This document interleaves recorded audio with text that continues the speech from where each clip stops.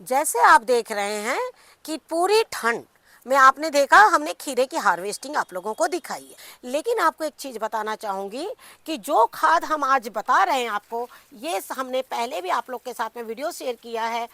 अब आपको क्या करना है, जब भी आप ये खाद डालें तो आप देखें कि खाद की मात्रा जो है बहुत हिसाब से और थोड़ी थोड़ी आप इनमें डाल सकते हैं। और दोस्तों, स्वागत है आपका हमारे इस YouTube चैनल में। दोस्तों, आज हम आपको अपने कुछ ऐसे पौधे दिखा रहे हैं जिनमें फल सब्जियां बननी शुरू हो गई है। लेकिन बहुत जगह में ऐसा भी है जहां पर गर्मी आ गई है। लेकिन गर्मियों में क्या होता है, कुछ फल ऐसे होते हैं जो जल्दी बढ़ते नहीं हैं और पौधे खड़े के खड़े रह जाते हैं। कारण कि कई बार जब हम बीज लगाते हैं या पौधे नर्सरी से लाते हैं तो वो इतना लेट हो जाता है लगाने में और उनमें फल आने में कि मौसम को देखते हुए उसमें फल रुक जाते हैं। तो हम ऐसी कौन सी खाद डालें जिससे कि हमारे पौधों के ग्रोथ के साथ साथ में हमारी मिट्टी को एक ताकत मिले और मिट्टी को ताकत मिलने के साथ ही वो फल जो है गर्मी आने से पहले ही हमें तैयार मिले। तो चलिए पहले हम आपको पौधे दिखाते हैं कि वो कौन कौन से पौधे हैं। जैसे कि हम सभी जानते हैं कि हमने जो फूल गोभी पहले लगाई थी, अब वो पूरी तरीके से फल चुकी है। कई पौधे ऐसे हैं जो निकल चुके हैं, लेकिन कई पौधे ऐसे भी हैं जिन्हें हमने लगा रखा है। ये भी साथ में होता है कि फूल गोभी पहले आती है, बंद गोभी के जो पौधे हैं वो थोड़ा रुक कर आते हैं और उनकी जो नर्सरी है वो सितंबर में लगाई जाती है। जैसे गोभी जो है, फूल गोभी, ये जुलाई अगस्त में लग जाती है, लेकिन जो बंद गोभी है हमारे यहाँ पर सितंबर से पहले बंद गोभी जो नहीं मिलती है। और उसी को देखते हुए जब भी आपने देखा होगा, लास्ट ईयर भी आपने देखा, जब पहली बार हमारी फूल गोभी की पूरी हार्वेस्टिंग हो गई, 2 हार्वेस्टिंग, उसके बाद ये देखें इस तरीके से बंद गोभी बन रही है। लेकिन आप देख रहे हैं कि ये सारे पौधे हमने एक साथ ही लगाया है, लेकिन आप देख रहे हैं इसमें फल पहले बन गया है और इसमें फल नहीं बना है। क्यों नहीं बना है? क्योंकि जो हमारी मिट्टी है उसमें से कोई पौधे पहले उर्वरक ले लेते हैं और कोई पौधे जो है अपनी एक फल आने के बाद में उसमें से उर्वरकता जो है वो कम हो जाती है। तो अब हमें क्या करना है, मिट्टी को इतना ताकतवर बनाना है जिससे कि आपके पौधे में बिल्कुल भी फल जो है वो सभी में एक साथ बनना शुरू हो जाए। तो जैसे आप देख रहे हैं कि ये मिट्टी हमने बिल्कुल ज़्यादा गीली नहीं रखी है, बिल्कुल सुखा के रखी हुई है। और अब हम जो है इसमें अपनी खाद देने जा रहे हैं। और बंद गोभी में अगर आपने इन दिनों खाद दे दिया जिस तरीके से हम दे रहे हैं, तो आप देखिएगा कि ये जो बंद गोभी है जिसमें फूल नहीं बन पा रहे हैं उसमें फूल बनने लग जाएंगे। और साथ ही जो पौधों में बिल्कुल भी ग्रोथ नहीं हो रहा है वो भी ग्रोथ जो है वो बहुत अच्छे से हो जाएगा। साथ ही आपको हम एक चीज़ और बोलना चाहेंगे कि हमने आपको बंद गोभी दिखाई, ब्रोकली दिखाई, फूल गोभी दिखाई, लेकिन क्या सिर्फ इन्हीं 2 पौधे में डालना है? आपको और भी ऐसे पौधे दिखाते हैं जिनमें ये खाद कितनी ज़रूरी है। लेकिन साथ ही आपको बोलना चाहूँगी कुछ ऐसे भी हमारे नए सब्सक्राइबर हैं या हमारे नए फॉलोवर्स हैं, वो लोग अगर इस खाद के बारे में नहीं जानते हैं तो हम आप लोग से यही कहना चाहेंगे, इस खाद को भी आप हर एक 15 से 20 दिन में आप इसे डाल सकते हैं और बहुत अच्छे से अपने पौधों से फल और सब्जियां ले सकते हैं। अगले पौधे हैं हमारे मिर्च के, और आप देख रहे हैं कि मिर्च के पौधों का भी ग्रोथ बहुत अच्छा हुआ है। साथ में हमने इसमें कुछ बीट रूट भी लगा दिए हैं। लेकिन जैसे हमने आपसे कहा कि ये जो खाद है आप हर पौधे में डाल सकते हैं और बिल्कुल आप इसे डालिए और आप देखिएगा कि आपको इसके रिजल्ट्स जो हैं वो बहुत अच्छे मिलेंगे। यहाँ तक कि अगर आप चाहें तो इनसे आप पौधों के ऊपर से भी डालते हुए चले जाएंगे तो आप देखिएगा कि आपके जो पौधे हैं वो बहुत अच्छे हो जाएंगे। इस खाद का सबसे बड़ा अगर कुछ बेनिफिट है तो वो बेनिफिट है आपकी मिट्टी में। आपके मिट्टी में ये खाद जाकर ऐसे अनगिनत बहुत अच्छे से बिना फंगस के इतने अच्छे से ही इसमें बैक्टीरियाज तैयार करती हैं, वो बैक्टीरियाज जो हमारे लिए गुड बैक्टीरियाज होते हैं। वो ऐसे बैक्टीरिया तैयार करने के बाद में वो बैक्टीरिया हमारे मिट्टी में जाने के बाद मिट्टी में वो इस तरीके से खाद को तैयार करते हैं कि हमारे पौधे जो है बहुत अच्छे ग्रोथ करते हैं। आगे आने वाला समय जो है वो गर्मी का है और आप समझ रहे हैं कि हमने आपको मौसम को देखते हुए हम लगातार आप लोग को खाद बता रहे हैं, जिससे कि आगे आने वाले समय में फल जो है वो बहुत अच्छे हो। तो चलिए अब हम आपको बताते हैं कि खाद को कैसे बनाना है। तो जैसे मैंने आपसे अभी कुछ पौधे दिखाते हुए मैंने आपसे कहा कि अब चलिए मैं आपको खाद के बारे में बताती हूँ। खाद बताने की सबसे बड़ी विशेषता ही यही है कि कहीं बहुत जगह कुछ स्टेट ऐसे हैं ना जहाँ ठंड पड़ती है लेकिन फिर भी वहाँ गर्मी जल्दी आती है। जैसे एमपी में थोड़ा गर्मी जल्दी पड़ जाती है।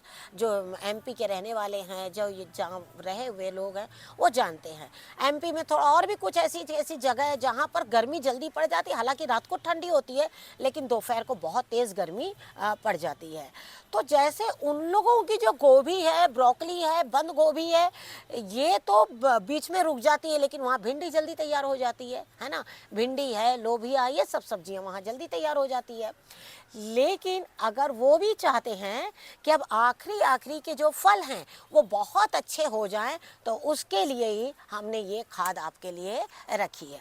तो जैसे आप देख रहे हैं कि हमने ये वाली जो खाद है ये देखिए, और आपको ये भी दिखाते हैं दोनों चीज़। आप देख रहे हैं ये वाली खाद, ये देखिए इस तरीके से, ये देखिए। और दूसरी खाद है ये देखिए, ये तैयार खाद है। आप देख रहे होंगे कि दोनों में किस तरीके से फर्क है ना। दोनों में ये थोड़ा फूला हुआ है और ये बिल्कुल भी फूला हुआ नहीं है। इसका चावल बिल्कुल भी फूला हुआ नहीं है। आज की जो हम खाद बना रहे हैं उसका सबसे बड़ा कारण ही है कि इस खाद में हमारा ईस्ट का तैयार होना या बैक्टीरियाज, गुड बैक्टीरियाज का तैयार होना, जो हमारी मिट्टी के लिए हेल्दी होगा। ये हम अपने वीडियो के माध्यम से आप लोगों को बार बार बता रहे हैं। जब हमारी मिट्टी अच्छी होती है ना तो फल अपने आप बड़ा हो जाता है। जब हमारी मिट्टी में ताकत नहीं होती है ना तो जो फल है ना वो सिकुड़े से रहते हैं। कुछ तो ठंड के वजह से, लेकिन जो ठंड की सब्जी है वो तो अपने आप बड़े होती है। लेकिन जो गर्मी की सब्जी है ना वो ठंड में मानो सिकुड़ सी जाती है। तब हमें उसकी मिट्टी को इतना हेल्दी बनाना होता है कि जो फल है, जो सब्जी है, ज़्यादातर हम सब्जियों को भी फल का ही नाम दे देते हैं, तो फल और सब्जी दोनों की बात कर रहे हैं हम। यहाँ तक के फूल भी हम ज़्यादातर जो भी खाद बनाते हैं आप बिंदास होकर उसे फल, फूल, सब्जी तीनों में डाल सकते हैं। हालांकि हमारा हाल ही में एक वीडियो गया है आप लोग के पास में कोकोपीट का। कोकोपीट में आपने देखा होगा हमने धनजाइम जी का इस्तेमाल किया है। तो कोकोपीट में धनजाइम जी का इस्तेमाल इसलिए किया है कि जिनके पास गोबर की खाद नहीं है, जिनको बहुत ज़्यादा लॉबी में गोबर की खाद देने में प्रॉब्लम होती है, थोड़ी महक तो रहती है उसकी, ज़्यादातर गोबर की खाद आपको पता तो लग जाएगा लेकिन आपके घर तक लाने वाला कोई नहीं है।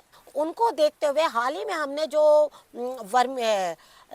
धनजाइम जी, धनु का, उसकी जो खाद बनाई है, आप वो वीडियो को जरूर देखिएगा। कोकोपीट के जगह वो मॉसपीट का काम करेगा। वो इतनी जबरदस्त आपकी कोकोपीट की खाद बन के तैयार होगी। और उसी को ध्यान में रखते हुए ये जो हम खाद बता रहे हैं ये भी एक तरह से उतनी ही आपकी मिट्टी में काम करेगी। तो जैसे अभी हमने आपको दिखाया कि ये है हमारे बिल्कुल प्लेन चावल, और जो बिल्कुल जगह पर बैठे हुए हैं, और ये जो आपको हम दिखा रहे हैं ये चावल आप देख सकते हैं इसका कलर जो है वो थोड़ा चेंज हो गया है। इसमें ईस्ट जो है वो पूरी तरीके से तैयार हो गया है और ये चावल थोड़ा सा फ्लफी भी हो गया है। अब आपको क्या करना है, सबसे पहले तो आपको ये एक गिलास चावल आप देख रहे हैं, कोई भी चावल लीजिए, लेकिन मैं आपसे कहना चाहूँगी कि आप हो सके तो सस्ते चावल लीजिए, क्योंकि सस्ते चावल में आपकी स्टार्च जो है वो बहुत ज़्यादा होता है। साथ ही सस्ते चावल जो होते हैं वो मील में इतने ज़्यादा भी नहीं चलते, उसमें इतना पॉलिश नहीं होता है।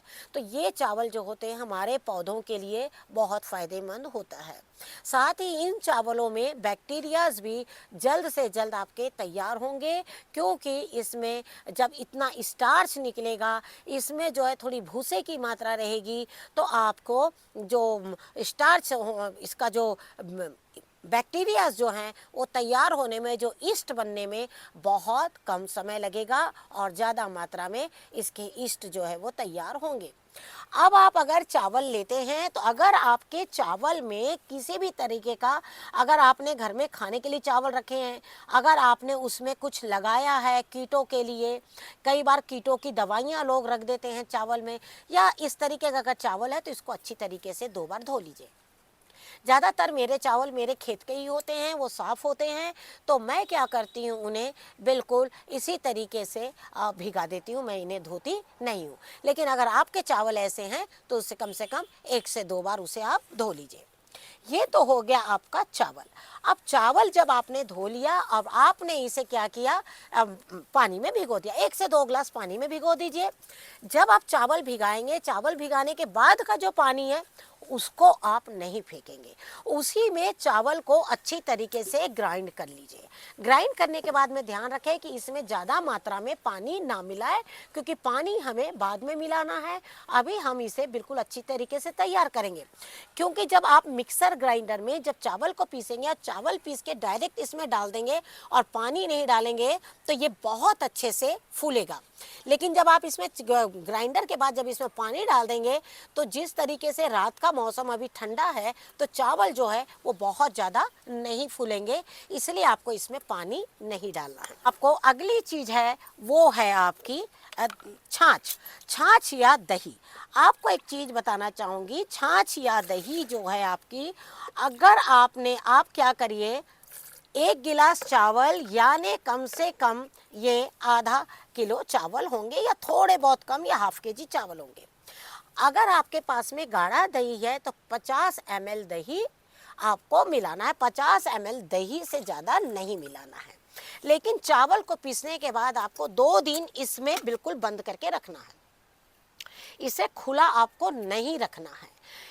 दूसरी बात, जब आप चावल पीसेंगे तो चावल पीसने के बाद में आप क्या करिएगा, जब आप इसे रखते हैं तो इस तरह के कांच के बर्तन में रखिए, स्टील के बर्तन में रखिए, प्लास्टिक के डब्बे में रखिए, किसी में भी रख सकते हैं। इसमें कोई भी हार्मफुल गैस नहीं बनती है और आपके किसी भी कंटेनर को कोई नुकसान नहीं होगा। कि हमने पहले चावल पीसा, चावल पीस के इसे 2 दिन के लिए रख लिया। 2 दिन के बाद में हमने इसमें 50 ml दही डाला या फिर 50 ml दही को हमने ग्राइंड करके उसका छाछ बना के डाला। तो छाछ जो है आपके ग्राइंड होने के बाद 50 ml 100 ml बना लीजिए और उसे डालिए। अब दही कितना खट्टा होना चाहिए? दही बहुत ज़्यादा खट्टा नहीं होना चाहिए, वो बिल्कुल भी ज़्यादा ना ही खट्टा ना ही बहुत ज़्यादा ताज़ा। दही भी हमारा, जैसे आज हमारा दही जम गया है बहुत अच्छे से, आप उसको कल इस्तेमाल करिए। उसको 4 दिन या 5 दिन मत लगाइए, जिससे कि उसमें एक महक आए। महक की ज़रूरत इसमें नहीं है। अगली चीज़ है हमारी वो है दूध। दूध आपका कच्चा होना चाहिए, दूध बॉइल्ड नहीं होना चाहिए। अब आप क्या करिए, दूध जो है वो बिल्कुल आप 100 ml दूध ले सकते हैं, समझे ना। आपने देखा दही हमने 50 ml लिया और दूध हमने इसमें 100 ml लिया है। 100 ml दूध को भी आप इसमें बिल्कुल डाल दीजिए। अब आपको क्या करना है, इसे हाथ का सहारा बिल्कुल मत लीजिए, हल्की तरीके से इस तरीके से मिलाकर और फिर आप इसे ढक दीजिए। अब आपको इसे ढककर कितने दिन रखना है? देखिए, अगर ठंड का दिन है तो कम से कम 5 दिन, ये पहले 2 दिन चावल हो गया और 3 दिन ये चावल दूध और दही मिलाने के बाद 3 दिन, टोटल 5 दिन। चावल को आपने भिगाया वो आपका 1 दिन या 2 दिन, चावल को भी कम से कम। चावल क्या होता है ना, जब पानी में आपने भिगाया तो जैसे आज रात को भिगाया और कल जब धोएंगे, कल जब आप पीसेंगे तो बिल्कुल ताज़े रहेंगे। लेकिन चावल को अगर आप 2 दिन भिगा देंगे ना तो चावल बिना एक थोड़े अजीब से हो जाएंगे। तो वैसे चावल आपको इसमें पीसने हैं, क्योंकि ठंड का दिन है, बैक्टीरियाज आपको पूरे तैयार करने हैं। तो 2 दिन का चावल हो गया, फिर 2 दिन हमने भिगाया चावल को तो वो 4 दिन हो गया, और उसके बाद में 3 दिन आपके ये मिलाने के बाद हो गया, ये हो गया 7 दिन। अब हमने आपको क्वांटिटी बता दी, ये 1 गिलास हो गया, ये हो गया, ये हो गया। उसके बाद में अब आपको क्या करना है, ये इस तरीके से तैयार हो गया है। ये देख सकते हैं, आपको मैं लिक्विड निकाल के बताती हूँ कि इसमें थोड़ा सा बदलाव है। इसका देखिए, बिल्कुल इस तरीके से ये जो है वो बिल्कुल तैयार हो गया है। अब आपको इसमें क्या करना है, इसको पानी में बिल्कुल मिला देना है। अब आपको देख रहे हैं ये पानी हम दिखा रहे हैं, और ये पानी आप देख सकते हैं इसमें कम से कम 20 लीटर की बकेट है। मैं इसमें 10 लीटर पानी ले लिया है। 10 लीटर पानी में आप देख रहे हैं ये है 200 से 250 ml का एक गिलास है। ये देखिए एक गिलास डाला हमने, ये देखिए ये 10 लीटर पानी। और आप देख सकते हैं कि ये देखिए, है ना। अगर आप 20 लीटर लेते हैं तो ये 200 ml का ग्लास है, तो आप इसमें 2 गिलास पूरा ये भरकर ले सकते हैं। हमने 10 लीटर पानी लिया है, इसीलिए हमने इसमें 1 गिलास डाला। अब आप इसकी थिकनेस देख लीजिए कि ये किस तरीके से, ये जो लिक्विड है आपका वो किस तरीके से हल्का पतला है। याद रहे कि ये लिक्विड बिल्कुल भी आपको गाढ़ा नहीं डालना है, क्योंकि ये लिक्विड का खास मकसद ही है कि आपके मिट्टी में जाकर आपकी मिट्टी को बिल्कुल हेल्दी बनाना।